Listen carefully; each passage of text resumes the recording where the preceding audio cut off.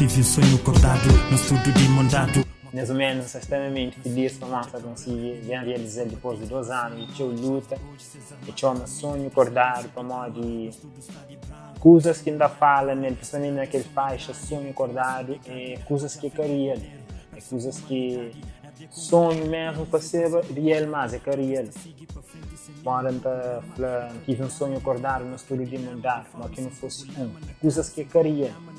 Então, aquele processo de escrita surge também para nós de Jorginho Andrade, que é um grande ativista, mas é que eu gosto de chamar ativista, e começa a dar algumas cenas que têm a ver com a África, que têm a ver com o mundo no geral.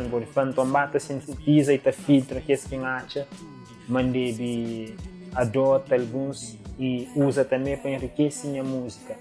Então, naquele espaço de tempo, bata trabalha nas líricas, na madrugada, se mora em Flava antes, e com isso, bata surge sequencialmente. Então, de sonho acordado, bata bem isolado, bata bem outras músicas, mora 19 de maio, que ainda fala de um caso que acontece na praia com um amigo próximo, por Flá, estava para assassinar. E também ainda fala de depressão, que uma coisa que não assume, claro, que 15 anos não passou, e também é teu, pessoas também passam. E tudo que consigo ultrapassar é vitorioso, né? Então também tem aquele amor próprio, claro, um amor próprio que não se fala dele no trabalho. E tem também aquele parte de amor romântico, que ainda fala que as músicas Butterfly, fala aquele menina, né? Aquele menino que está pondo vários nós e tal. Então também tem temas, mas é naquele vertente que eu falo.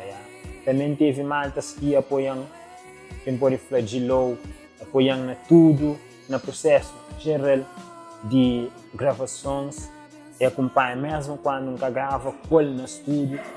E também Dylan, Nami, apenas 17 anos, e ajudam na fazer mixagens, masterização, na conselhos também que dão.